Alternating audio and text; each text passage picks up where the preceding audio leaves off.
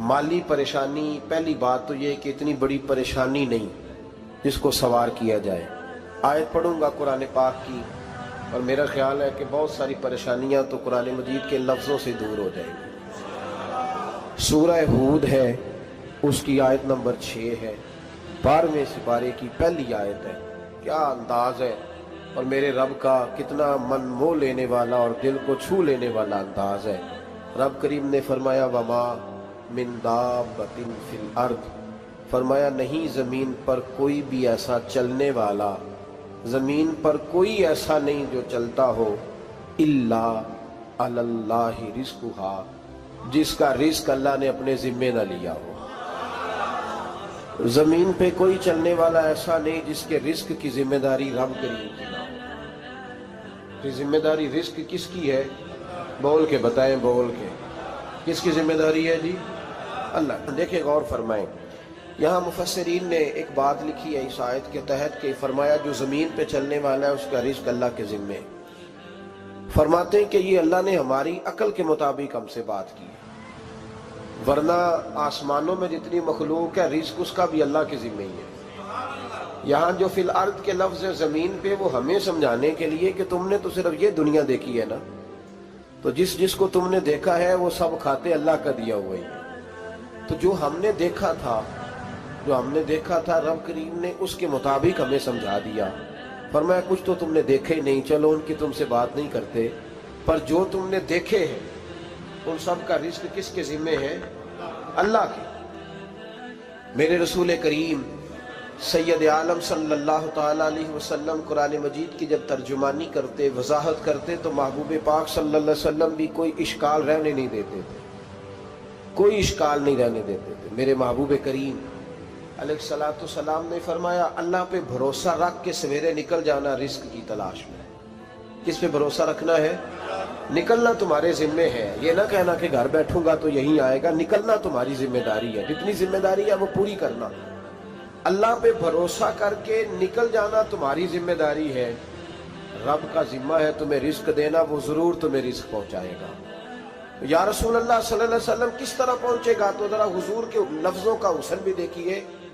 नबी पाक सल्लल्लाहु अलैहि वसल्लम ने फरमाया जिस तरह मौत तुम्हें ढूंढ लेती है ना कि तुम कहाँ मौजूद हो, जब वक्त आता है तो इंसान पाकिस्तान में हो तब भी आ जाता है, जद्दा में हो तब भी आ जाता है, मक्का में हो या मदीना तैयबा में, वक्त फिर भी आ जाता है। फरमाया जिस तरह मौत तुम जहां भी हो तुम तक पहुंच जाती है ना, इस तरह तुम्हारा रिज़्क भी तुम जहां मौजूद होते हो अल्लाह वहां पहुंचा देता है, पहुंचा देता है। तो या रसूल अल्लाह सल्लल्लाहु अलैहि वसल्लम किस अंदाज में? तो फरमाया निकल जाना तुम्हारी जिम्मेदारी है। फरमाया सवेरे परिंदे भी निकल जाते हैं और शाम को जब लौटते हैं तो अल्लाह उन्हें पेट भर के रोजी अता फरमाता है। हालांकि उनको नहीं पता होता हमारा कारखाना कहाँ है, हमने कहाँ जाके मजदूरी करनी है। उनको नहीं पता होता कि हमारा दफ्तर कहाँ है, हमने किस ऑफिस में बैठना है। उनको नहीं पता होता कि हमने कहाँ जाके माल खरीदना है और कहाँ से हमने फिर उसको दोबारा बेचना है। उन्हें खबर नहीं होती, अल्लाह पे भरोसा करके निकल जाते हैं। निकलना तो तेरे जिम्मे है कि नहीं? फरमाया वो तू ड्यूटी कर, शाम को अल्लाह जो रब परिंदों को रोजी देता है वो तुझे भी अता फरमाएगा। मैं कहता हूँ सोच कितनी कमजोर है उस आदमी की जो कहता है कैसे मिलेगा। कितनी कमजोर सोच है।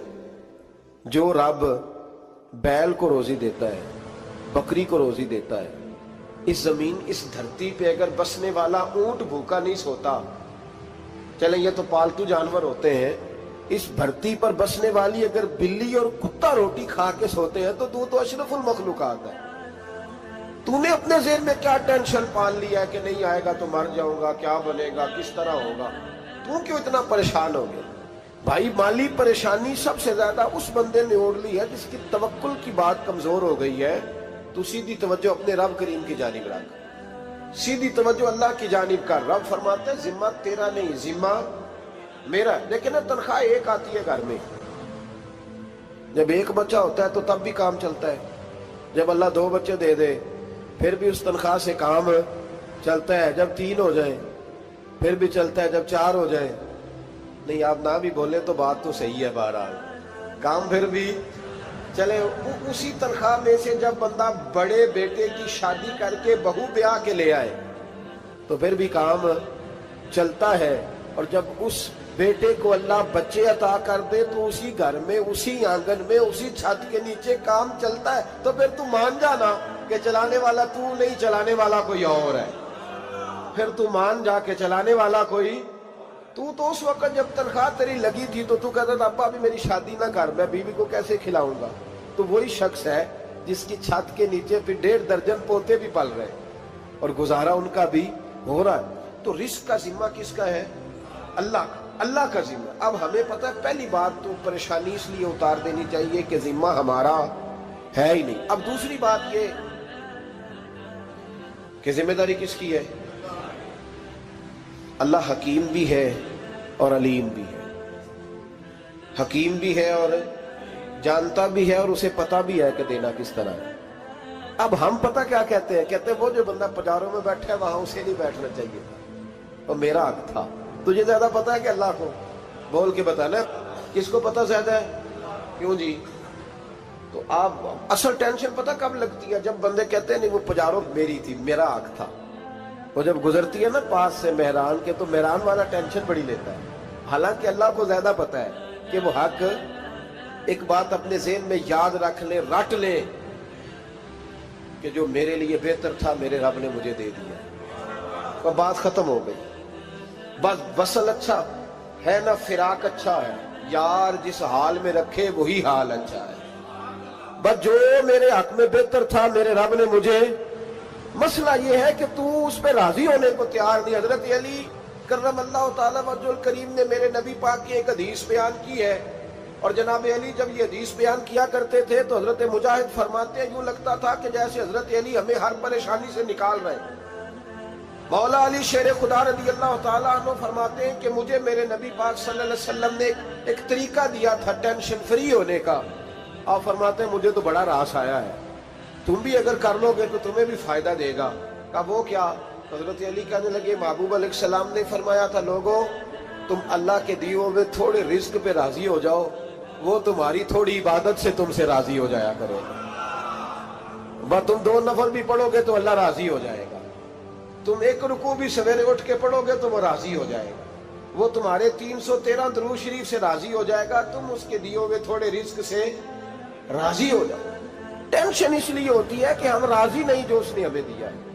وہ حل میں مزید کی جو دوڑ ہے نا، حل میں مزید کی، بے قدرہ کچھ قدر نہ جاتی، کیتی خوب تسلی ہو، دنیا دار پجاری زردے، کتیاں دے گل ٹلی ہو، بک بک روشن اکھیاں تکیو ویک حویلی کلی ہو، تے کوچ